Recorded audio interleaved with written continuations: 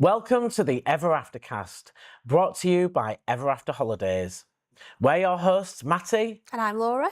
Here to share magical adventures and unforgettable memories from Disney, Universal and beyond, together with our special guests. Please note, all views and stories shared are personal to ourselves and our guests and may not reflect current park or destination operations. So sit back, relax and let's begin today's adventure.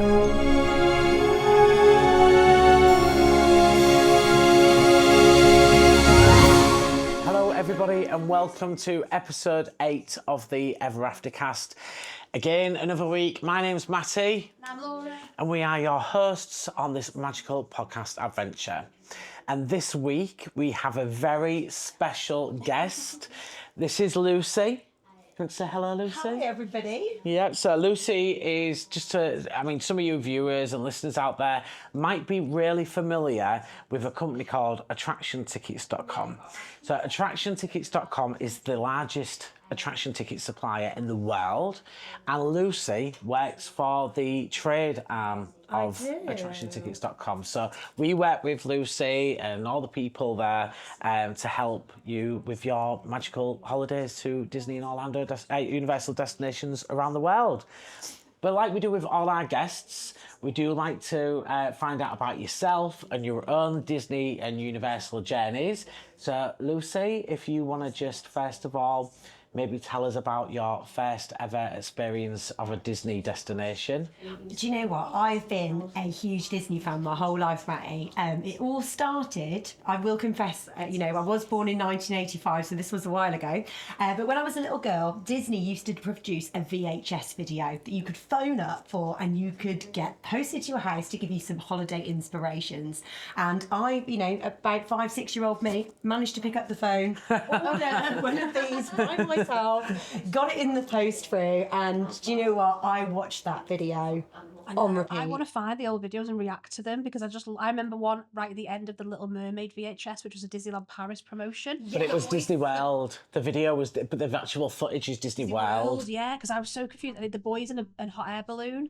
As a Mickey hot air balloon. I remember that. I literally was thinking, I really want to react to them. So that's so cute. I really remember seeing like Chip and Dale in it. I remember seeing Splash Mountain in it. I remember even seeing Disney's River Country, if you guys remember that. And I was just so inspired to want to go. So I begged my parents. Unfortunately, they didn't take me at that point. But what they did do is they took me to Disneyland Paris when I was 9, or it was Euro Disney back in those days. Okay. So that started my kind of passion for Disney, and then when I was a teenager, I was lucky enough to have a friend whose parents had some houses in Orlando, and the rest is history. It went from there. But I just love it. But I'm also a big fan of travel in general. Yeah. I've worked in the industry for a very long time, since I was 16, in fact. Wow, long time. So with your first Disney trip to Disneyland Paris, is there anything specifically that you remember, like a magical moment? My first trip, gosh, it was a long time ago. But I would say, I remember we stayed in the Cheyenne. I remember being in the hotel room. I even remember little details such as the soap bars. I remember opening a Disney soap bar in the room thinking, oh my God, there's just Mickey heads absolutely everywhere.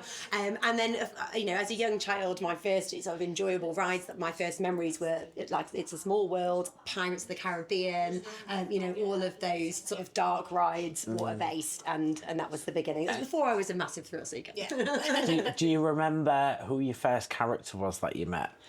Gosh. I know it's a bit of a stretch. It's a bit of a stretch. Well, funny enough, I had a plush toy of Marie from The Aristocrats, and I was a big fan of Marie. So I actually saw Marie very recently when I was out in World, and I was like a little child when I saw her again. Oh, and then when you did your first visit to Orlando, yes. Can you tell us a little bit more about that and your first experience of Disney? So if I'm giving the honest truth, when I first went to Orlando, I was probably a little bit hungover on my first visit to Disney. My first Disney park was Epcot, my actual favourite park, and I just remember being completely just wow, what is this? This is incredible. It's nothing like I've ever seen before. And I think when people ask me nowadays about, what are the parks like over there if they've never been, you just can't put your finger on it. It's nothing like anything that we have in the UK. well, until 5 years' time, guys. We're we'll get into Universal UK coming. But, you know, we don't have anything like that over here. It's pure theatrical, the detail, the level of everything. It's not just a theme The grand park. scale of it, like people don't. I have to say to people, like, it's the size of Greater Manchester. Just Walt Disney World. Like, my partner's not been, so I'm taking him in February. He's done the others, but not Walt Disney World. I'm like, you have no idea. Kieran's kind of doing it the wrong way. Like, he's been to Paris, he's been to California and to Tokyo, but not to But he's Disney not been World. to World. No, so I'm like, my word. I can't explain to him, like, it's just completely different. And he's like, is it like the Disney park? No. No. I can't, like, I loved California because you could hop out and go back to the hotel. It's And then just come another back in, it's level. like, no, it's I mean, I'm amazing. a big fan of Paris as well. As it was my first, so it holds, you know, Special a memories. special memory for me. But the second I got into selling Orlando, I was very lucky to start. I worked for TUI previously before my job now, and I did 12 years with them. And I actually hosted my first, what we call in the industry, a familiarisation trip, or a fam trip for short. And it's where, in my job, so I have a really cool job, I actually get to take out travel agent partners out to the resorts with me. And my first one was a TUI one to Universal and SeaWorld. And was that your first time to Universal Yes. on that trip? Yeah. Wow. Yeah. So you just... What year was that then? Was that... 2012 that trip was. So yeah, I'd been out as a young adult with my friend, but we hadn't really done. The theme parks. Yeah, well, we had done. Well, Disney, but- Disney World, Yeah, but yeah, yeah. that was your first Universal trip. Yeah. And on your first Universal trip at that time in 2012, there'll have been Islands of Adventure Yes. and Universal Studios. I don't think Volcano Bay was open. No, it was still Wet and Wild back then. So we did do Wet and Wild, which I loved. Bring back Disco H2O, I say. Did you know that if you stay in Endless Summer, Surfside or Dockside, their bar menu that they've got in both poolside bars is all the names of the Wet and Oh, Wild. really? I didn't know that. Yeah. We were having the conversation in the last episode when we spoke about Universal that Surfside is built where Wet and Wild was and Dockside is where the car park was. Yes. But I didn't know that the menus was the names of the slides. Yeah, when I used to live there, to get from where we lived, we'd go to the outlets that's down by Vineland. You'd hop on the eye trolley. You'd get the eye trolley, that little one with the face on. You dropped off at Wet and Wild, and you had to walk then to get to Universal because it was 25 cents to go on the eye trolley as a cast member. So I used to always stop off at. I knew it was like right, Wet and Wild, get off. I don't think I actually went Wet and Wild when I lived there, but I knew that was the bus stop you got off at, and you walked then to Universal. You can't really do that now, but it's like, we know you it's all definitely it's can. completely changed the roadways. That's again 15 years ago, but I was like, yeah, I remember Wet and Wild. And the transportation's so much better nowadays as well. All the new bus routes and everything. And then when did you start working with the trade arm of attractiontickets.com? So I've been 13 years in February, so yeah. So, because I've been working with you since the beginning. Since the beginning, but yeah. I think that... I think the beginning was earlier than that, though. Oh, I've known you for at least 13 years. Yeah. We've known each other quite A a long time, and obviously, like, your company is our preferred supplier of attraction tickets as well. But you were talking about you get to go to these destinations and take the travel agents there. How does that compared to going with your family? Do you, because I've spoke about this in a previous episode, that when you're going for work, feels different to when you're there with family. So how do you feel about that? They are both incredible experiences. I have to say, going with your family is just like nothing else because you can take your time, you can see the joy through your children's faces, and especially because I'm so passionate about it. Obviously, I do want my kids to love it too, but they do. It's so easy, you know. Because you've just come back. Just come back with them, and I've never seen them so happy. So I've got a 4-year-old, a 7-year-old, and a 17-year-old.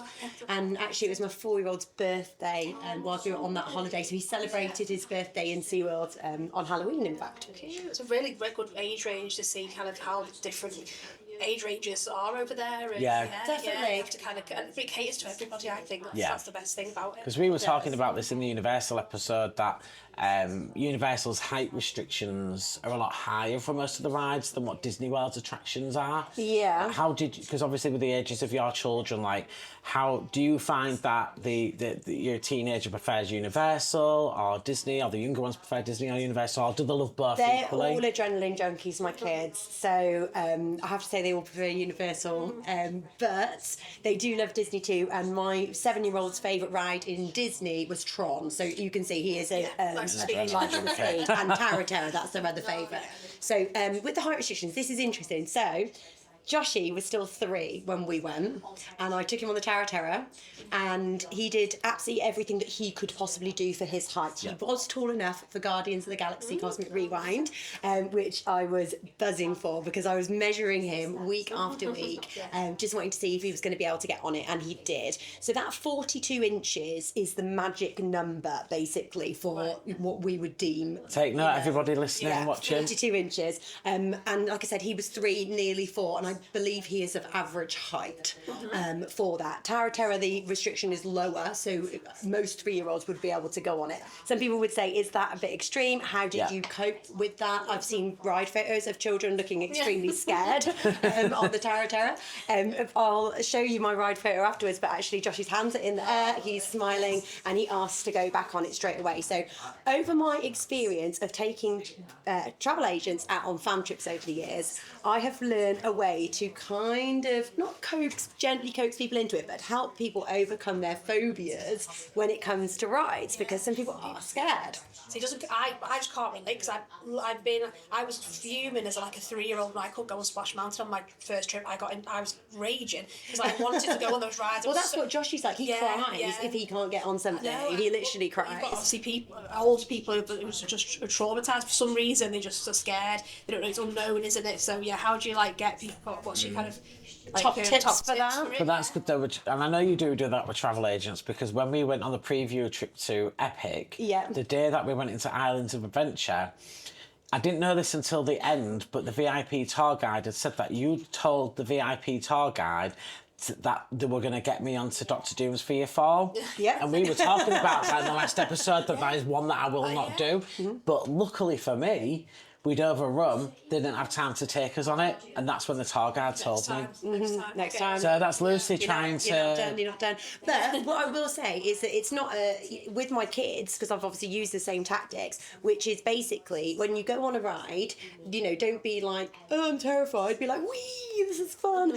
And ride phobia is actually mostly a learned behaviour from your parents. Like if your parents tell you this is scary, or this you might not like this one, a bit like if you try a new food, and might be a bit spicy for you, straight away you're adding an element of doubt to that person's head, whether they're an adult or a child. But if you can be like, no, this is fun, and you're acting like this is okay, then they're not going to be scared of it. And also preparation is key. So watch the POVs on YouTube, watch all of those reels, because if you know what's coming for you, then you haven't got the fear of the if you know what's coming for you.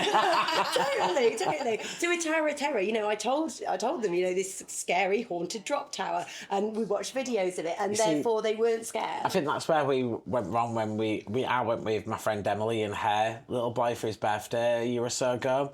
And the first ride we took him on was Tower of Terror. And I think that's where we went wrong, because he was asking what it was and we were just saying, oh, it's just like an old hotel and we're going to have a look around. And then we got off it and he was traumatised and he would not go on anything else after. They don't trust you then, they lose your trust. Exactly. And every time we went in somewhere, he was like, is this one going to drop down?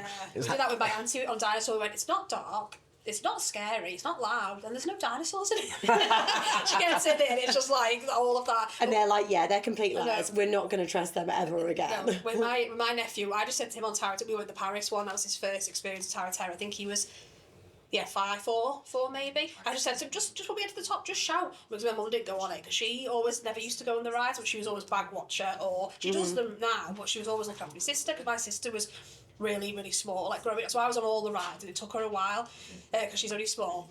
So we put her in like platforms and everything. And then with my nephew, I was like, just shout, Nana, when you get to the top, just shout and she'll wave to you. So he was like, Nana, and just dropping and stuff. And I was like, so he got distracted doing that. When you went on Tower of Terror on your recent trip, did you try the glam bot thing? Have you seen them doing No, that live? what Have you is not seen it? this? So it's like a trend on TikTok and Instagram and stuff where, do you know the video you on the Tower of Terror, don't they? Yeah. And then when it gets to the top, it goes in slow motion. Yeah. But then girls and Oh, things yes, like I doing have the in whole the- like, just thinking of, like, mwah. Yeah, yeah. Like, Yeah, Lucy no, did I it, do. who ex with her, she did it when she went on it. I really need to try it. I said to you, because my last day when I go in a couple of weeks, I'm going to go my meet Laura. first day in Hollywood Studios, The day I fly home, I'm going to meet Laura first thing in the morning just to go on Tower of Terror to you can do the glam thing. Yeah, we need to do it. I've done some other staged photos on Tower of Terror over time. I've done like looking extremely bored, looking extreme girl sleeping, all of those things. But I've not tried the glam bot one. But yeah, last time I bought the ears in celebration of Joshy actually loving it and asking to go on Tower of Terror. Terror. And I'm wearing, and for those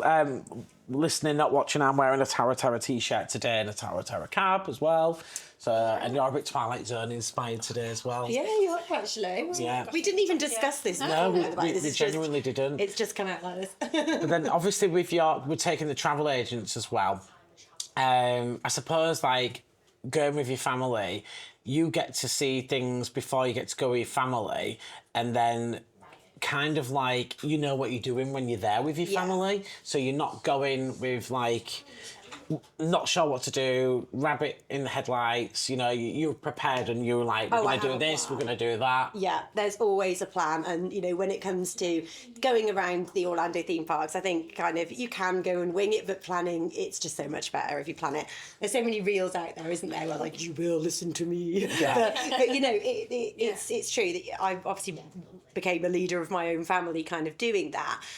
But, you know, the differences is that when we're on a work trip, it's so short. We go out for 4 or 5 nights and we have to cram in so much within that time. And what we tend to do is that on a travel agent fam trip, we'll only do one set of parks. So it will either be a Disney trip, a Universal trip, or a SeaWorld Parks trip. There won't be, we won't be mixing all the parks together, which on holidays you do. Yeah. But then you've got 2 weeks, haven't you? Yeah. You know. It's even hard in 2 weeks. Yeah, exactly. And these like trips, I mean, you've done one, I've done lots of trips with you guys over the years, and like you said, they are very short, and you do cram a lot in, and it is a massive perk of the job being able to experience these kind of things as well. Yeah. And obviously for you, it's an amazing job because you go so many times a year, like.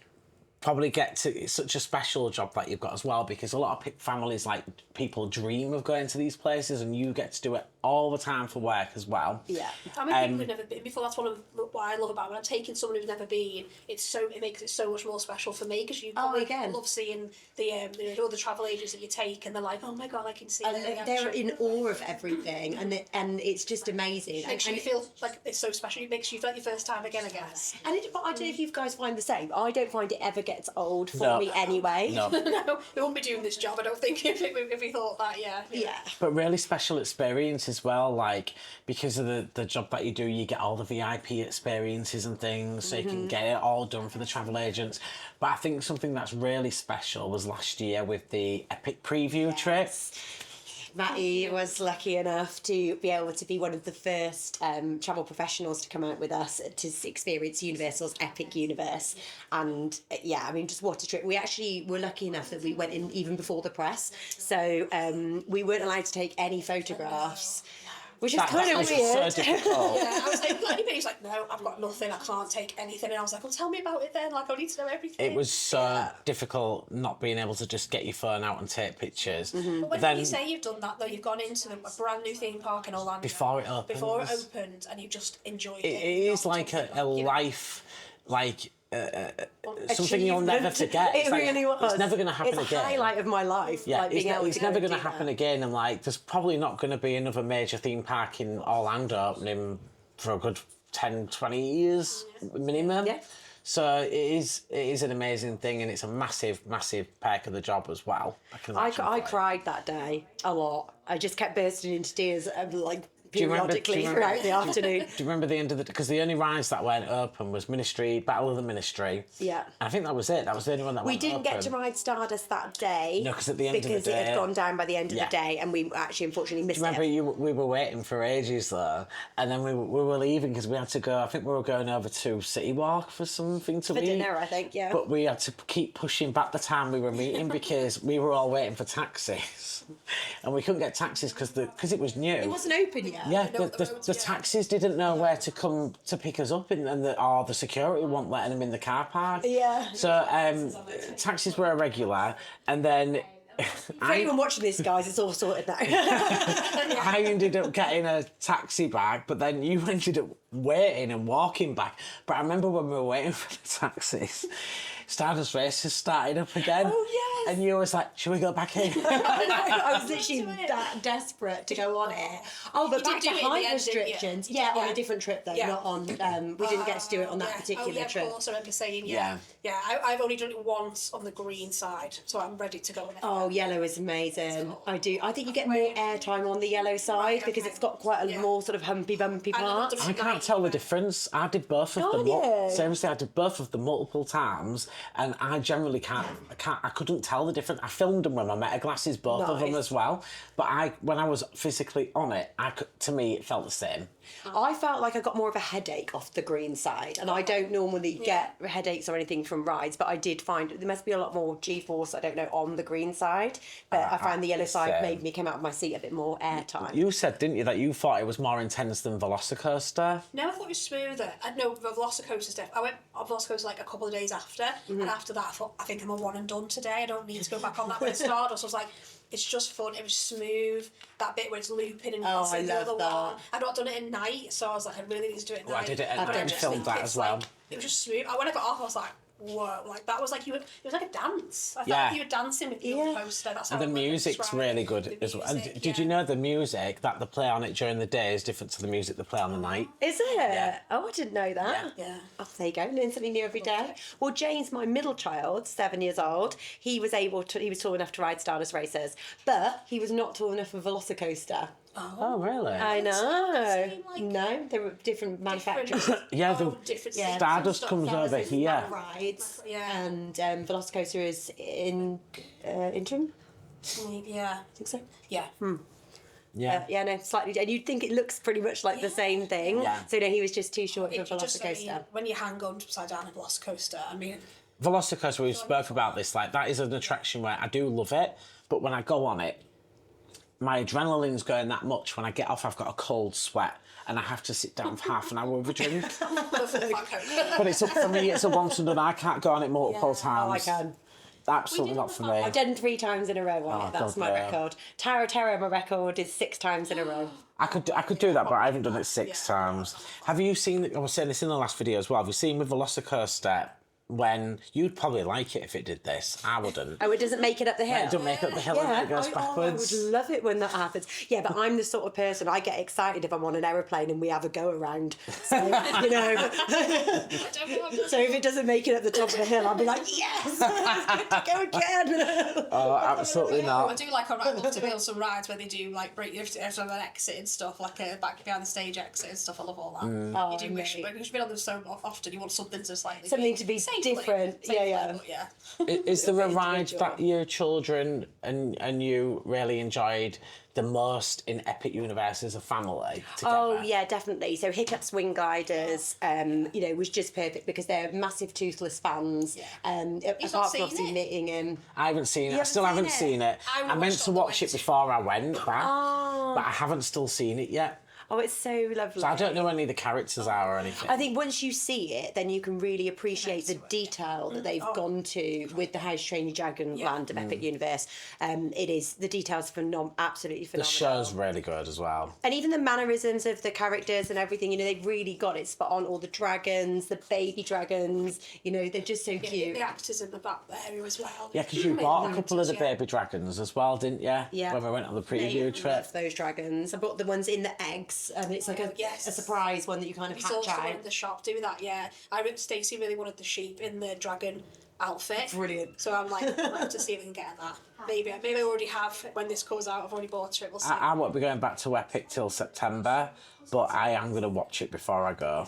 Oh yeah, Yeah. you need to. But it's similar to Hagrid's, that one. Not obviously not on a motorbike, but it gave me Hagrid's vibes, that ride. Yeah, 'cause it Yes. goes backwards a little bit. Yeah. And there's the multiple launches within it, but it's very much a family coaster, so it's not, in any way intense, but it is a little bit, it's fun. It's kind of, I suppose, on the lines of Slinky Dog, if you want to compare it to a Disney coaster, family-wise. But one nice thing about Epic is that, Universal have kind of listened to what people have said over the years about, Disney, is it better for smaller children, etc. And the height restrictions in Epic are all quite low. Like I said, even Stardust Races, my 7-year-old was able to get on. He also could do Monsters Unchained. So the only rides that Joshy couldn't do, which is the younger one, is literally those 2 rides. But he did Battle of the Ministry. He did everything else that was going on there. Mario stuff. I mean, All the Mario stuff. It's amazing. Yeah. Yeah. Yeah. And to be fair, even in Universal Studios, the only ride that a 3-year-old couldn't do was the Revenge of the Mummy. Oh, really? Yeah, but he did everything else. He did Escape from Gringotts. Got on that. That's cool, yeah. 42 inches. I think that was the same, a very similar. I guess it is very different, but I always think that reminds me of the Mummy. It's the same kind of Ride vehicle. Gringotts one. Yeah. Yeah, I guess it's just slight difference makes it up the height. Yeah. And when you went recently, so where did you stay with your family? So I stayed in Dockside, which I absolutely love. And the reason I chose Dockside was because of the 2-bedroom suites there. We mentioned that in the last episode. Yeah. Great. Well, I've got, with 3 kids, family of 5, you need that additional space. It was nice to be able to have the fridge, to have the little kitchen area, even just a table. In the morning, the kids ate some breakfast there. So what we did was we bought cereals. They had the cereal in the morning. Then we weren't spending out loads of money in the parks. And then what we do is we got the refillable resort mugs, which are a bargain. And then with that, in the morning, we'd fill those up, but then we just use them for water in the parks during the day, and add some squeezy squash for the kids. We've had that as We've well. had that as well. Last From episodes. someone who has kids, it's good to hear that we're giving the right advice. You've 100%. tried and tested it, so that's good. Exactly. So do you have any favourite snacks that you like to have when you go to Disney or Universal? Of course. Did you nail it down to 1 or 2? Or do you... I mean, it's probably like a long list, but Magic Kingdom, cheeseburger spring rolls. Yeah, they you like are the one. Literally, I love that. I just couldn't believe how good they taste. It doesn't sound like it's a thing, does it? Cheeseburger spring rolls. But I haven't had them. to taste I'm not a cheeseburger lover. With the sauce or ketchup. the burger sauce thing that comes with perfect. them. And they mix it up. They sometimes have different flavours as well. And they're great. What about the Mickey Really waffles?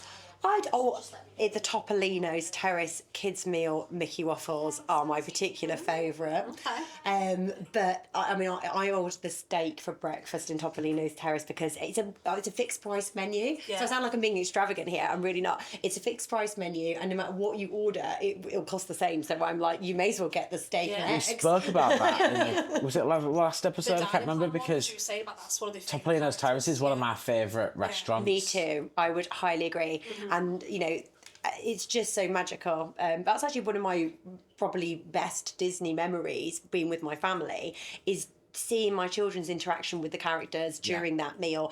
I've never seen, especially the 7-year-old, because they get to the point where they're a little bit too cool for school, and his face just lit up, and he smiled, such a big smile when he saw the characters, and Donald was his favourite. He gave him a great big cuddle, and he just looked so happy. Oh, so cute. Is You it- get a really good time with the characters in that one, as I was saying. Yeah, they do the little dance. Yeah, and they come back round again, and you can see the dance and stuff. Yeah, it's a lovely But restaurant. it's got lovely views as well, hasn't it?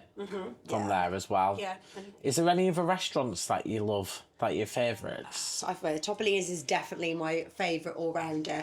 I quite like Toledo. I think that We're seeing like a similar thing here. Yeah, I like tapas though. I like Mediterranean food. I like Yeah. tapas. I like steak. So like prawns, I like things like that. So all of that, you know, I like the charcuterie boards, and you're going to get all of that, you know, over into. Did you go into the Dahlia Lounge next door as well? No, I didn't get to do that, unfortunately. But I mean, I'm just such a foodie. I love Disney Springs. I love the food there. Would you say Epcot's your favourite park still? Epcot's my favourite park because I like the, you know, sampling my way around the world. Yes. Which is becoming a recurring. That is becoming a recurring thing. Do you even go to any of the parks? I was going to think, what, this is the pod? Like, yeah, we do go to the parks, but Epcot is, You need your supreme. Epcot fix. It And is- of course, Guardians of the Galaxy. That was game changing for Epcot. Yeah. Absolutely. Yeah. I know, because it doesn't need a lot of rides at Epcot. It's just go on Guardians. I love a bit of Spaceship Earth, a little chill, and then hit the showcase, hit the World Showcase. Yeah. I agree. And the festivals, all the different foods, so you get something every single time. Whatever time of the year you go. Yeah, the running theme is that a lot of adults seem to love Epcot. Do your kids like Epcot as well? They loved it. And the fireworks and everything. Obviously, I think that what's nice about Epcot fireworks is that A, they're amazing, but B, you get a great view kind of wherever you're stood. Yeah. And I think that's the one thing, you know, I absolutely love Happily Ever After. You know, I love the music, I love the show, but, you know, you are kind of a little bit squished unless you've obviously paid extra for, you know, a dessert party or something. And, you know, that's where we are spoiled on these work fan trips, is because we get given, you know, these special viewing areas and things like that. And then when you kind of stand there, you know, just with everybody else, and you're like, oh, okay, people have been here for like 2 hours waiting for their perfect spot. And you know, I didn't do that. I was just a regular, you know, person in the middle of the street watching the fireworks, loving it. But equally, Epcot, I really appreciated the fireworks there. You know, being able to see, the kids loved that. They loved the World Showcase. They just enjoyed kind of wandering around. And, you know, at least you kind of talk to them about the countries that Do you're they still walking do through. Kid-Pop? Where you can go speak to somebody and do a little. It used to be like a mask, but I don't know what it is. It's like a little. Well, I don't know what this is. It's like a little folder about this big, like a passport size thing, and it's called a KidCot. Like you collect, you go to the KidCot stand and you collect like little stickers or stamps. right, It's not an actual physical passport. It's something you get from each country. I think maybe in the past it might have been like a stamp book of some description. We had these masks that they used to give is you it- like a little dangly thing for them. And they used to do something called the Festival of some, I can't remember the exact words. This was years ago. I'm nearly talking like 20 plus years ago.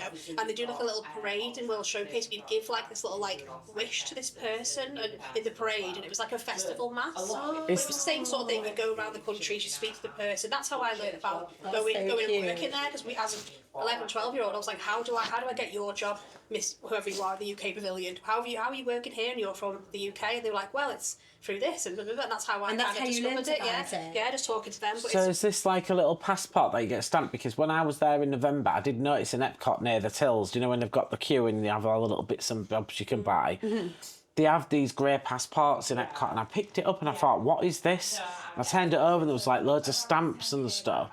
And I thought, is it so you can go around the world and get it? Is that what it is? That could be what it is. I think the one at KidCot is free.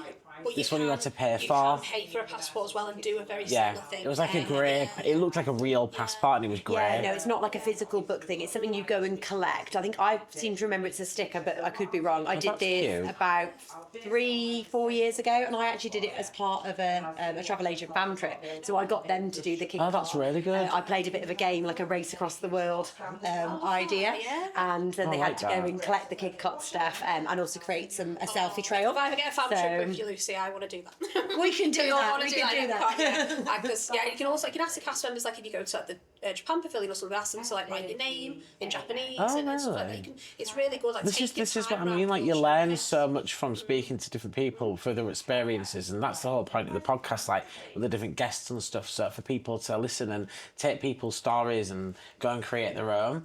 But I'd be really interested because obviously the amount of trips you do to Florida, I want to know what is your favourite Disney and Universal hotel. Ooh, okay.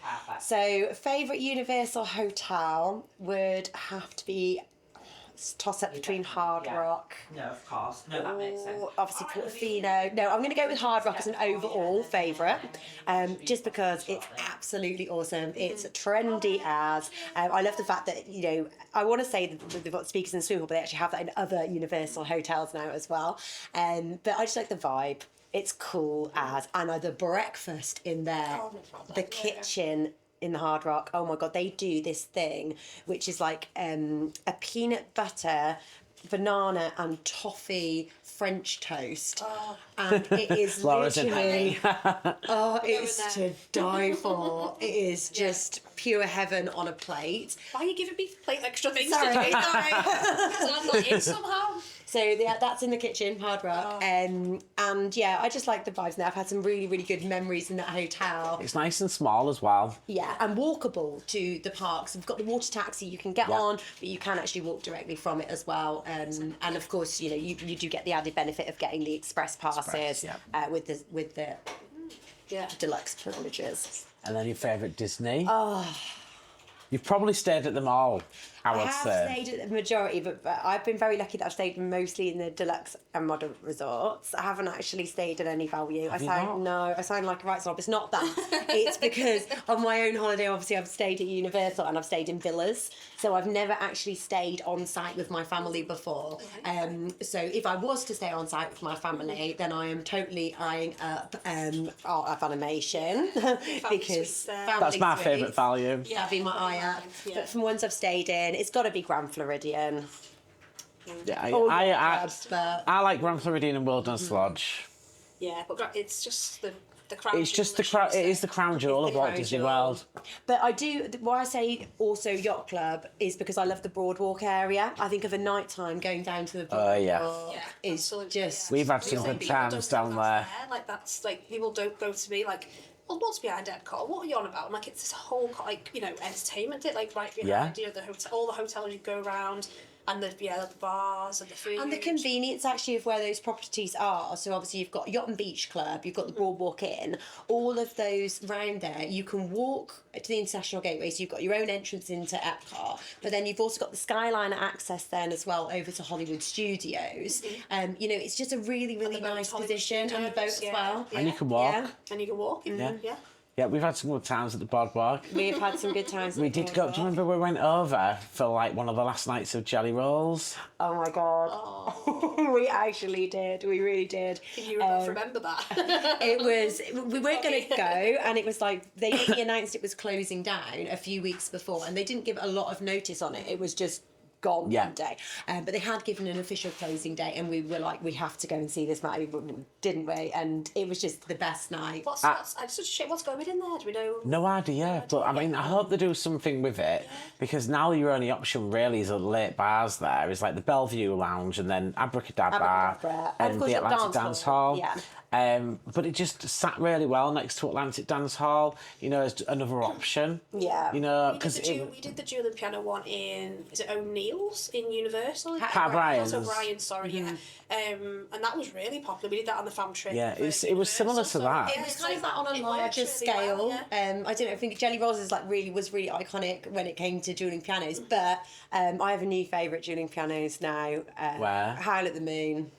Where's that? No, I've not done that. but It's that was next a to favourite. Senior Frogs, which is also my favourite. It was iDrive. On iDrive. Is it on iDrive? Yeah. That was a really popular one when I lived there, but I never actually got to go. Howling Moon? Howl at the Moon. Howl at the Moon. It's walkable from the ice bar, so it's about 10-minute walk from the ice bar. Yeah. I did this literally on my last trip. I got a babysitter. Oh my God, this is something. Did you know you can actually get babysitters in the No. hotels? So if anyone's going out there and they want that adult night, because that's always a bit of a question, is what is there to do for adults in the evening? Yeah. And everybody knows about City Walk. Obviously, years ago you had Pleasure Island at Downtown Disney, but that's long gone. Do you remember that? Yeah. Oh, When I need to talk to you With the- about with- that. with the Jessica Yeah, Rabbit. I watched a whole someone's YouTube video the other day about that because I don't remember it I never went as an adult. I think it just nearly closed down when I worked there. Yeah. So I never used to go, but I remember the Jessica Rabbit, and I remember the strip of bars, and I remember that Yeah. you could get a drink and you could take it to the next around. bar with I you, remember take it getting back to those around. promotional videos. I remember them always showing New Year's Eve every day, every night. Wouldn't that be cool? I know, and I was just like, oh, what's this? And but it closed down. Obviously, Disney. 'Cause I sent you a video. I only ever remember it on the one, literally on my first trip with my friend. I don't remember it before then or after. It must have closed I would down. love to go back in time. And I don't go know there. when. They had a Jessica Rabbit shop. 2000 or something. It might have closed down. I'm not sure on the date, but it was. Yeah, around that. Yeah, the Jessica. That's what I was. I sent you the video the other day. Jessica They Rabbit used to have a shop. Jessica And everything Rabbit was shop. Jessica Oh Rabbit. my God! You And would have all the loved that, merch Mattie. was Jessica Rabbit. Brilliant. I know. obviously Right not up there your now. street, that would be. Well, even now, like in California, they've covered up her lovely dress. She wears like a, I don't know what it is, like a Dick Tracy kind of Mac with a cap. Really? With a hat, yeah, in California. Like her red little sexy number. They've covered her up. But then in Tokyo, she's there in a beautiful dress. Oh. Yeah. I don't know if like maybe some people are offended by her beautiful dress, but I think it looks Well, yeah. stunning. Oh, she should keep being fabulous. She does. It's not her fault. She's not bad. She was just drawn that way. Exactly. Exactly. They had like the Adventurers Club. They had all these like comedy clubs and things that have like I'm gonna have to go to this I've place. seen But people asking recently online that very question though, where is there to go now in Yeah. Orlando for adults? And City Walk is still going, it's still banging. Please go there. But obviously you've got Dance Hall over on the Boardwalk, but International Drive, Yeah. Ice Bar. We've got a 10-minute walk down then to Senor Frogs. And I've never been. I'm gonna have to go. You'd love it. You'd love all that. Yeah. That's kind of where that was where people would go when I lived there. That was kind of like one of that strip that I drive. You would go. Like Matt says, like he wants to do something like what the locals do. Or Tin Roof as well. Tin Roof is in Icon Park. That's really, really good. And they've got quite a few. I've not even been to Icon Park. No. Seriously. Just going out there for night time, the vibe's really nice. Like it's really cool. I need to try new things. I'm just so used to doing what I'm used to doing that sometimes I just don't. Hooters, yeah. I have been. No, I have been to Hooters before. It's not really my cup of tea though. in that same. I stayed down there like at some points, but Expensive. yeah, I love I'd love to go. I wish I'd gone Howell Moon. That one that everybody used to go there tonight, and I just didn't make it. Yeah. So Grand Floridian is your favourite Same price. Disney hotel, but you're eyeing up Art of Animation Yeah, for the family. for the family. Is it if you with Art of Animation? I'm presuming you're looking at like one of the lovely family suites. Oh yeah, absolutely. Do you think you had a preference as to I which would one? go for Cars because the little boys are big Lightning McQueen fans, and I'm very excited for them to bring a little bit more Lightning McQueen into Walt Disney Yeah. World because they just love him so much, and it's a shame that at the moment there isn't anything Lightning McQueen themed apart from the Cars rooms over you at done Art of California? Animation. Have you done No. DCA? They'd love Cars Yeah, Land. Cars Land there. I mean, they do anything like that in Magic Kingdom. Well, they're building, aren't they? Where Yeah. Tom Sawyer Island was, they were building that Cars. Is it called Piston Peak? Yes, It's going to be called. Yeah. So not like the one in California where it's Radiator Springs, but it's something completely different. So they're going to have the Cars things there. Another reason to go back. That's the thing. It's ever evolving. There's so much coming up. And I can guarantee, obviously, with what you do for work and things, when all these new things, you're going to be like out there before anybody else. I can just see it. And are you going to be and this is like what I'm most excited about. I'm sure you probably are as well. But Villains Land. Oh my god. Love the villains. Why be a princess when you can be a queen? Yeah. I love that. I've never heard that before. I'm stealing That can be your new strapline. Yeah, I am stealing that. Yeah. But obviously, doing that with your job as well, and just changing the dynamics of the conversation a little bit, like to work. But if you could just explain, obviously, with the job that you do, just trying to say it the right way, because we're going to have travel agents listening and like customers as well, or just general Disney fans. Could you try and explain to people how and why it's really important that the people that you work with, you develop close relationships with them? Absolutely. A number of reasons, really. So one is an educational point. So part of my job, even though it sounds really glam, like I get to go to Orlando all the time, it's really not just that. I'm based in the UK. Obviously, I'm here today in lovely sunny Hull. And building relationships with our agent partners is our number one focus. We're there to support in many ways. So we do training. These guys here are pure experts. There's not a lot I can train these guys on. But being there for any agent that needs support with any training needs, also marketing needs, and sort of education pieces, taking people on these trips is not only for their own education, if they've seen it, been there, done there, then of course they can tell their customers about it. But equally, it helps us build a relationship with that business owner, and then to be able to say, do you know what, Luce, I need help with this. Are you there? And I think if you feel like you can pick up the phone to somebody, if you can almost see a friend in them, them, then you're far more likely to to reach out, and in turn the sales will roll with that. It's having that support Just is want really to help important. each other out, don't we? At the end of the day, so yeah, it's. And I think as well, especially because like we try and educate our own customers, because a lot of people don't understand. Customers, I'm talking from a customer's point of view, they don't understand like the scope of what Disney World or what Universal's like. But it's the same with travel professionals. Like a lot of new travel professionals don't understand. So it's like massive part of your job is to educate them in Completely, and in the same way that we would teach clients. Everything in the world about everything. Nobody can claim to know that. So every day is a school day. Whether you're a customer, glad you've whether said you're that. a travel agent, Absolutely, yeah. there's always more learning. Even for myself, I've would regard myself as pretty well au fait in Florida, but I still don't know everything. Nobody can. We've been going since we were like 5 years old, like obviously growing up with it and stuff. I know a lot of it. Things change so often. It's funny you say that as well, though, because it's been a running thing through Series 1 and Series 2 where I have consistently said, there's a lot of people out there who claim to be an expert. I don't think anyone can call themselves an expert because you can't know everything, but you can call yourself a specialist. Yes. Because I specialise in this area. Yeah, I know a lot about this area. But you can't know it all because it all changes, and what we've noticed from doing the podcast, all the time. things change. And I might say, like we were talking about Disneyland Paris in one episode, and we were talking about meeting Jack Skellington, and I was like, oh, outside Phantom Manor, and she's like, no, he's got his own place now. Has he? There you go. And I was like, well, really? I didn't know that last time I was there. It was outside Phantom Manor. Like, do the V single, and you're like, I don't know what that is. I've never done it. Yeah. And so we're both like, oh yeah, we could do like. Oh, I've done that. It's good. Yeah, I know. I said we might try to do it on when we're got together. But yeah, it's just so many things you pick up and go, I've not tried that, or we could do that. Because you can't know everything. You can't know everything at all, and with the education piece, it's there for. I'm learning stuff every day, but a lot of agents aren't specialists in this, and they might want to get to be. So if there's anyone watching that would like to know more about these products, that's where our business can help you as well. Absolutely. Yeah. So, what is it that you love most about your job role within the trade arm of attraction? I get to talk about my favourite thing on a daily basis, which is Orlando theme parks, but also Disneyland Paris, and we actually sell attraction tickets around the world as well. So, it is a varied conversation. What I'm training in is varied product. The predominant, what we call our core product, is the theme park tickets.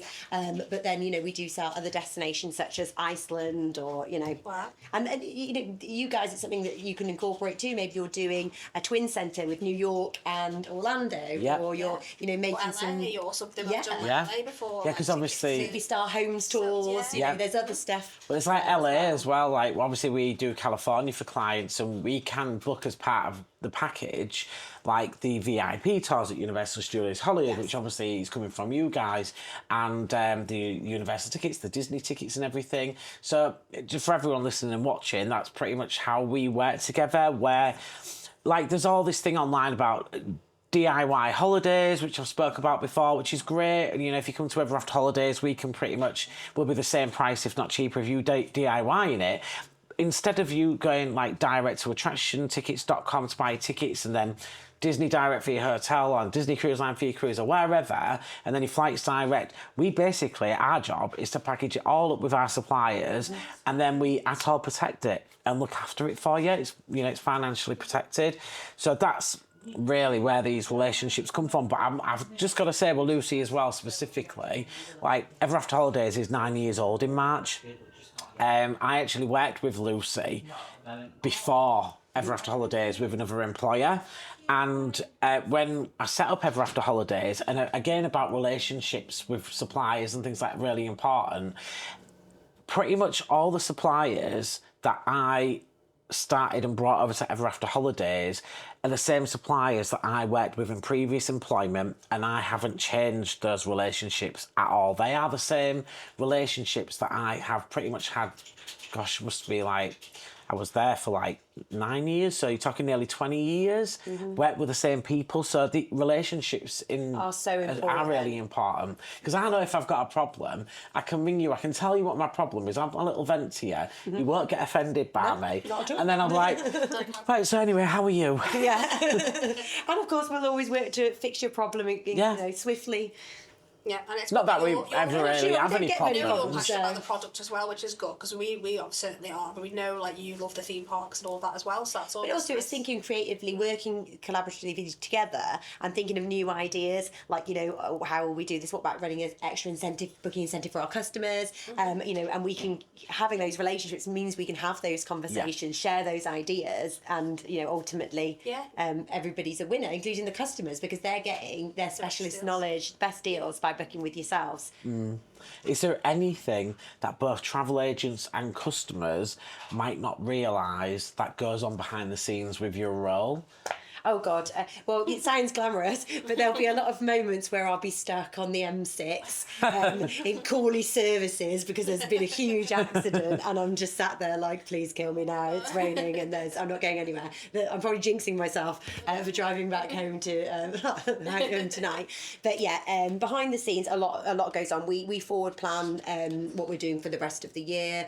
We, of course, things do go wrong sometimes. We will launches and stuff. Yeah, sort that out.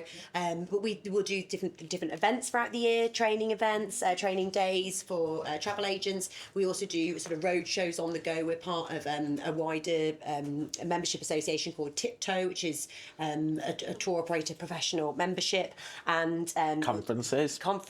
So we attend all of the main stream travel conferences as a sponsor, and we get to meet the agents and educate them on those conferences as well. So yeah, loads.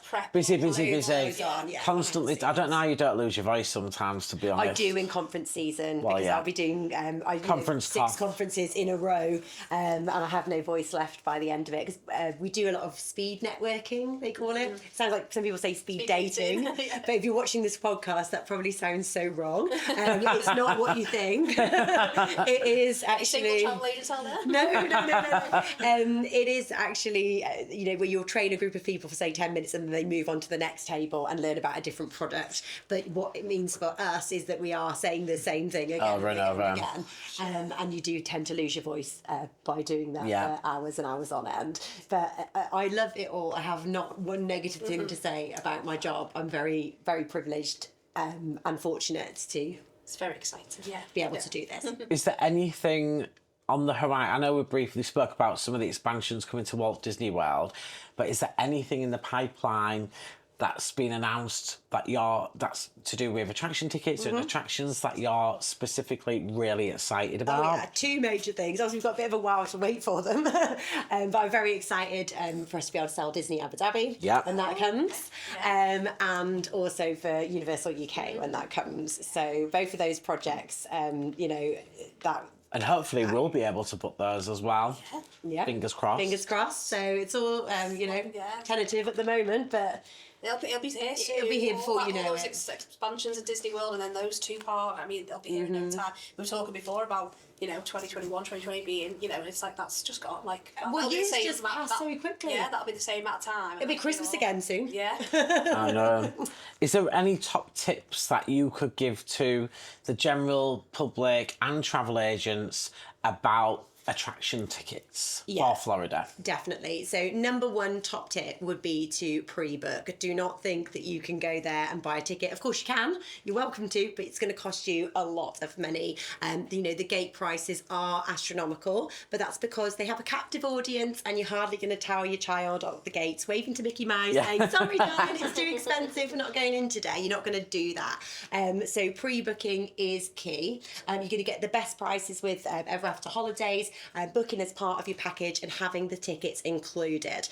They can come up with a variety of combinations for you, so whichever parks you want to visit, these guys can book them for you. I would also say as well to use the apps when you're in any theme park. So your tickets will link to all the apps. Disney and Universal have apps you can use. It's really important that you not only use that for your restaurant booking, your quick service ordering, but you can really plan your day with those apps, looking at the current queue times, looking at when there's an available lightning lane if you're going to Disney, or even just seeing where your nearest toilet is. All of those options are available within. That's something we've not really spoken about, really, where the restrooms are and things. We could do Oh my episode of the god! best We could do restrooms. an episode of restaurant. Do you know why is the gap so big? Oh, yeah. Like American toilets, guys. What is that? There's a meme flying around in the Orlando groups, and I keep seeing it, and it's literally a photo of a toilet door. What, with gap. 2 legs like this? It's the gap in the side and the gap at the bottom. In it, like It's too much. Yeah. I don't know why, I but love the Dark Universe toilets because they're black and the toilet seats are black. I love yes, that. they are. They are black. And the And then tiny outside toilets. they've got like a blood man on the wall. Oh, Do you not see that? I love the toilets in Hogsmeade Village because Moaning Myrtle is actually in the bathroom. You can hear her making all her while she's in there. That's a whole other episode. I know you could do a whole episode on toilets. Yeah, we actually could. Yeah, we actually could. Especially the ones in Tokyo. Oh, Don't get me started on them. I've not been to Tokyo, so I'm not really sure about It'll that. change your Is life when there- you go to a Japanese toilet. That's all Yeah, I'll say. it really will. So back to the pre-booked tickets, is that with buying them in the UK as well, you're getting things included like the memory maker, which is sold Such a separately good on the deal gate. UK tickets. Yeah, it's worth like Really, $209. Yeah, we get some people like, oh, I don't even want to do one day. I don't want to do 2-3 days at Universal. I'm like, yeah, but you're gonna spend more doing Yeah. that Yeah. than getting that 14-day all. Well, genuinely, the price of 3.5 days on the gate, not that they sell half days, but in principle, the price of 3.5 days is the same price that you can buy 2 weeks for. Yeah. So realistically, you're buying 3.5, And you need getting the Hopper on rest for top of that, free. You want to do that Hogwarts Yeah. Express. Yeah. And you want to Hopper obviously crossed Epic as well. We for get this such year. a good deal in the UK on our tickets. Oh, we really do. It's like cheaper than Alton Towers. Yeah. Yeah. You know, and you get like elevated experience compared to Alton Towers. So it'll be interesting to see when Universal Bedford opens, like how much those tickets are a day as well, though. But I'm excited to see what IP. No clue is the answer to that. No clue. It's a few years. Yeah. Are there any common mistakes that you think people make with attraction tickets? I mean, it kind of falls into like, don't wait until you get there kind of thing. Oh, don't go to the timeshare. That's, that's one thing, isn't it, that people do talk about. Sometimes you see in Orlando forums and stuff. I mean, you're wasting your valuable time. They've been going for years. They were like, even in that, from the time I've been going in the 90s, those times. They still going. Yeah, they still and they're try. really hard sell people. Who wants to waste hours of their precious holiday time being hard sold a condo that you're never literally going to buy? You just want to get out of there. Time pressures over there. And they only would give you like one day on these condo things anyway, so it's not really worth it at all. And also misconceptions in the past, many years ago, they used to obviously resell them. So if you had like a 14-day ticket, you could go to iDrive and kind of like sell your ticket back to somebody and they'd resell it on. All of that obviously finished, in the last 15 years, that hasn't been a thing because their tickets are all facial recognition. They're all fingerprinted. There's no way that you can swap or exchange these tickets. So that's a bit of a misconception. Don't get sold, don't get scammed. Exactly. Basically, But one ticket I would like to mention, because I think this is a bit of an unknown ticket, but it is great for those people that just say, look, I do just want one day. If you're absolutely adamant, maybe you're going on a cruise or there's, you just don't have the physical time to fit in anymore, then why not buy an after hours ticket? So after hours is available in Walt Disney World. It runs once per week per park, apart from Animal Kingdom. It runs on set days, but it is a limited capacity, and I must specify that really is limited. You have to book in advance, but you're going to get the most wonderful experience if you do after hours. I've not personally done it, but one of my other top clients has done it, and her own words were, "This is the way to do Magic Kingdom." I have done it before. I've done it at Magic Kingdom before, years ago, pre-COVID. But when I go to Florida at the end of this month, Are you going to do it? I've got it booked with you guys. Oh, there you Yeah. go. Well, we do a podcast about that. Yeah, I'm doing it the day before my birthday. Yeah, it's a good way. Or, and I like my holiday just gone. I just did. Depends on the time of year you go. I just did Not So Scary Party or a Very Very Christmas. If you want They're to a good way just to see Magic Kingdom. Well, they replace the after hours events during those months. So obviously, you've got Halloween season is August to the 31st of October, and then Christmas season starts from the 1st of November up to Christmas. And yes, pretty much actually now every month of the year there is some type of evening ticket option, because after hours now time begins Yeah. in January. It didn't used I'm to. hoping it's like... Does after hours, don't Yeah, in the summer they do H2O glow nights. I haven't done that. I'm there. desperate to do it. Cool, yeah, let's do that. Well, what people don't get that it's actually included with these after hours tickets, just like Mickey's Not So Scary, you get the sweets, you get the trick or treat. With the Very Merry Christmas, obviously you've got your cookies and hot chocolate. With after hours, you've got unlimited Disney snacks and soft drinks included in the cost. So you can get your popcorn, you can get your Mickey bars, you can get all of those things. It's really good value. When I did it last time, and like I say, it was before COVID, it was in Magic Kingdom, and I was just putting in my rucksack like bottles of Diet Coke and stuff to take back to my hotel because they're like $6 a pop. Yeah. And snacks and stuff. And then I remember like Big Thunder Mountain, there was like hardly anyone in the park, so it was great for photos. But back then Instagram wasn't really a thing, so that's what I'm really excited about for this time. But Big Thunder Mountain, we were literally just going round and round and round because there was no queue. Yeah. There were still characters out. Yeah, they literally will give you the full experience with hardly any queues because of the limited capacity. And from Magic Kingdom, for example, they actually do a second fireworks show as well. Oh, wow. So you can sit there and watch the fireworks, literally sit on the grass and like you've got space. And you How can, cool is that? the viewers and the travel agents who are watching, they can actually book as part of the Rat-All packaged holiday with us. You can book those tickets with us. Yeah.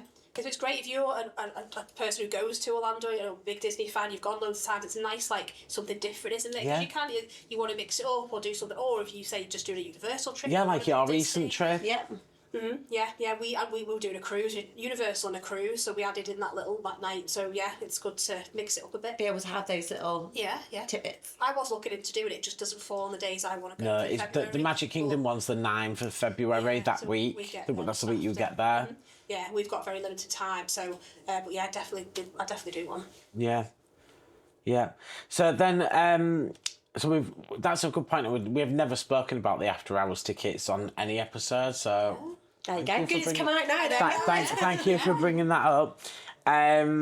We are coming towards the end of this episode. I hope you have enjoyed it. Oh, I have. But before we finish, we just want to do a quick, fun, quick fire. Go on. And every guest we've asked the same ones, but we've tried to make it a little bit different for you if you want to elaborate on each one as well, because obviously it's a bit different for you if you're going on your own holidays and working.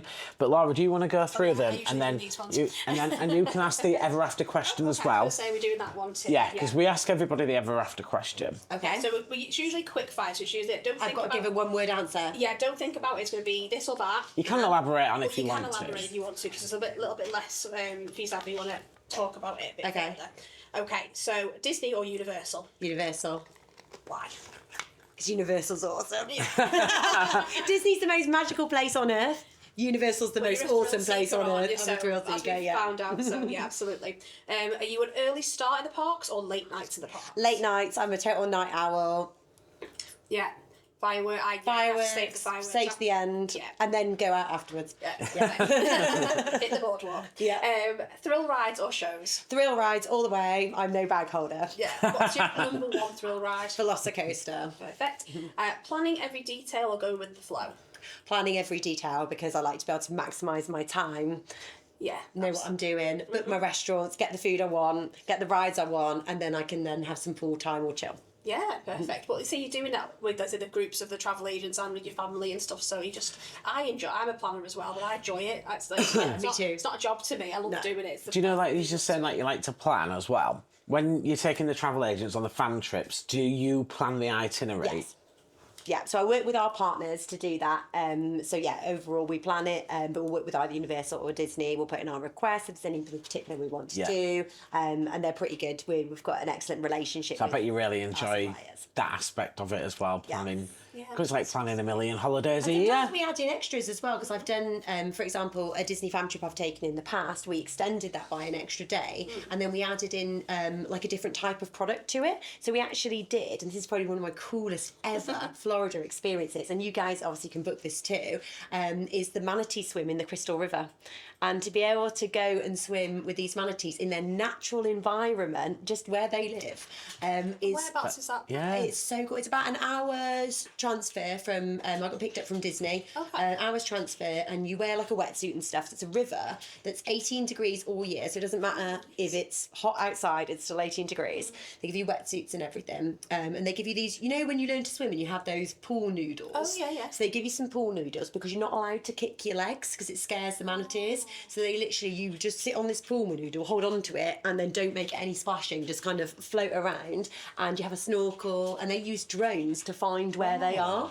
And it was one of the most exhilarating and incredible experiences I've ever had. Oh, that sounds lovely. I didn't know we could book anything like that with you guys. So anyone listening, if you fancy People love the manatees, Discovery Cove, but if you want to do something a bit further afield, And you could call in it. their natural environment as well, which is really, really cool. To be able to say that you've done that. absolutely. You could call it the mermaid experience because years ago, I don't know if you know, but sailors used to mistake manatees for mermaids. Really? Yeah. Oh, there you go. Yeah, that sounded a bit Yorkshire. Really? Really? It's rubbing off. Got to pull back to it. Because again, people want those unique experiences, or they want to get set. Because the parks are amazing, but sometimes a little breakaway as well. Yeah. It just mixes it up. Well, this is it. I mean, Lucy's job is to educate agents and things, and like, you can't know everything. We're learning things now. I didn't know. Yeah, well, I'm hitting. So anybody listening, if you put with us and you want to go swim with the manatees, give us a call. We'll get you sorted. Crystal River. Crystal River manatee swim. Okay, so we're going to finish with the ever after question. So again, we ask everybody, all our guests, this, and it's basically if you could plan your perfect Disney or Universal trip, so no budget, you can do whatever you want. Let's start with where you're waking up, where you're having breakfast, and just run us through the day. You can hop about to different parks, but we've put Disney or Universal. Is this one day we're talking about? One Just day. pure Yeah. one day. Like a dream day. Dream day. Trip. Oh my where God. are you staying? Where And I can you- teleport myself between Disney and Universal. Yes. Yeah, go on. Yeah, and I've got like a TARDIS or something. Yeah, you can Okay. do it all in one day. So my perfect day would be breakfast at Topolino's Terrace with the steak and eggs to eat. Then I would probably like to get on the Skyliner from there because it's a nice leisurely relaxed journey. I would go over to Epcot and I would ride Guardians of the Galaxy. I would then go around the World Showcase and I would probably sample a few cocktails as I went along and some food because obviously we'd need to try. France would be one of my preferred stops because I would definitely have to have a glass of champagne. And I'm a big fan of the croissants. So I would like a stuffed croissant and maybe a crepe as well because Have you tried the they're pretty brioche ice cream sandwich? Oh yeah, I've tried the one in Magic Kingdom, but not the one in. In the back of France. What's where brioche? The brioche bun. So imagine like a brioche I don't know burger what a bun. brioche bun How is. do they cook it? Yeah, they've Yes, got I've a scoop of seen ice people cream, doing drizzle it. the sauce, and they pack it in this thing, and it makes like it's like hot, but it's cold Yes. inside. Oh, it's the best. I've seen people eat it, but I've not eaten it France. myself. But it That's looks in the back of amazing. France in the ice cream shop. Yeah. All right, well, I'm going to go get one of them then. Do it. So yeah, You France. see, I'm learning about these foods. You see, like I was saying in another episode with a lot Foods of are snacks. just everything. Well, there's so much food and things to look at. Like Laura says things like, "Well, I don't know what that is." I don't, because I'm one of these people where I see all these things on Instagram and stuff, but then I get there and I forget about what I've seen and I just go to what I know. But you have a list of things that you love doing anyway. Then there's all these new things You've you got need to to do. try I know. Do you know what I'm going to do on my next trip? I'm going to literally like look at everywhere and like look for things that I haven't had before. Should be a challenge a day where you go in. Eat you one don't thing do I've never anything had. You've never done. Yeah. Do it with your group. So if you're going out with your family, then just buy one thing and then All share it. the same things. Then you're getting to try lots of different things as you go. Yeah. And I think what that's I said a on really the nice I don't thing. share. Snack. You've got to share. You've got to learn to I'm share. not sharing, but yeah, you have to. If you do the diet. I'm not sharing my you get a snack. cocktails, Lucy. We're not getting one cocktail between four or five no, no. people. No, there's more cocktails to come in my perfect day. Yeah, though. So I've had a you're few at Epcot, cocktails. You're in the France bakery. But I've had my Okay. baked goods, I've had my crepes, and I've had more cocktails. And then I'm going to take myself over to Hollywood Studios because I must ride Tower of Terror before I leave Disney property. And of course, maybe a little bit of nostalgia in Magic Kingdom. I need to go and ride, my must-do ride. And actually, Tron, I am a Tron fan. People Wow, say Tron. it's too short, but I disagree. Was it red when you were there? It was red when I was last there, so I've done the red and the blue. Fabulous. And then I would have to go over to Universal in my teleport. Yeah. TARDIS. My TARDIS. Time to slow down today. Take that over. I would have to go to Epic Universe. I would have to eat. My favourite snack over there is this garlic bread cone stuffed with mac and cheese and pulled pork. And Where's it's that from? inside How to Train Your Dragon I had it on Land. my trip. Did you? Oh my god, Yeah. it's incredible. Amazing. Yeah. So I'd have one of those for my lunch, Well, try one of and them then I would explore Epic. I would definitely go Battle of the Ministry. Phenomenal ride Stardust, and then I'd go over to ride Velocicoaster. I would spend the rest of my day at Mummy. I'd have to go over to Studios to ride Mummy because, again, one of my all-time favourite rides. And then I would go to City Walk. I'd probably have a few more drinks there, a bit of Pat O'Brien, sing on the karaoke. I love the karaoke. I can't wait to take Kieran to that. He loves love my karaoke. boyfriend, and I can't wait to take him in there because it's like It's amazing, isn't you it? sing with a live band. You're like a rock star, aren't you? like you are the Have you star. done and been on stage at High Sea? I only been once on the fam trip, and I wasn't had enough drink to go up. But I know if Kieran gets picked, he'll be up there. He'll be a up rock for star. it. Like, I've been up there a few times and done like Summer Lovin', I think it's called, from Greece. Yeah, And Spice Girls Wannabe. brilliant. But the songs are limited, like, for what I like. I don't know, a lot of it's American songs, but it's absolutely, even watching the Americans up there. Oh, they love it. They take it so seriously though, and I'm so bad. You're really good at it though, Lucy. You're a really good singer. I'm not really good. Well, you're a lot better than me. I have fun with it. And then I'd probably finish the night after I've explored City Walk with a nightcap back at my hotel. And in this perfect scenario, I would be staying at Portofino just because I want to live up the luxury for one night. However, I had to go via Dockside or have that teleported over to get the Disco H2O cocktail from the Wet n Wild menu because it tastes amazing and it comes served with a side of Skittles. Oh. cute. And what's the flavourings of the cocktail? Do you remember? Is it tropical? Is it what gin? Or like what's the No, it's kind of tropical. It's sweet, but it's not overly sweet. like a sweet cocktail? H2O Disco. I'm gonna have to It's try a bit that as like a well. bitters. It's like with the like almost like a sweet and sour thing, and then with the Skittles. thing. God, all these listeners, all you listeners and viewers are so spoiled with all of these different tips and tricks and little snacks things. I mean, everyone's list is going to be like this long. I know, well, I might. Like, I think I'm ready to go and I've got all my plans, and now I'm like, well, I need to add in that, and I need to add in that. But there's always a way. There is always a way. There is. And there's always more holidays to go on. That's why yeah. you can That's never. it. That's why you come back and you book it straight away. We get so many people. I've just come back, and I know we're going back, but Here I can we am. book another holiday? I'm like, absolutely. When is your next trip? Yeah. I think May. Nice. Yes. Yes. Does that So, work? Or what? Yeah. And then So there'll just be, waiting on some final confirmation, but I think May. that'd be amazing. Lovely. Exciting times. Yeah. Thank you so much for having So me. yeah, thank you for joining us, Lucy, and I hope My everybody. first ever podcast I've done. And well, congratulations to Lucy on her first podcast. But thank you everybody for listening to and watching this episode, and thank you for Lucy for joining us. I think this one's been really interesting because not only have we got to see some family dynamics, but also like professional side dynamics. Obviously, all the viewers and listeners have heard or probably watched the episodes about me and Laura, but it's nice to see and listen to somebody who's from been a on many different times aspect of the and, business and who's been so many times, both personally and professionally as well. Definitely. And if anyone at home has been hearing about these VIP experiences and they want to try that as well, this is something that we can now supply Ever After Holidays with as well. So you can experience your own VIP Universal Tour guide. Yes, Yeah, elevate your holiday. That's what it's all about. exactly. Treat yourself. Treat yourself. Thanks, guys. Thank you, guys. We'll see you next week.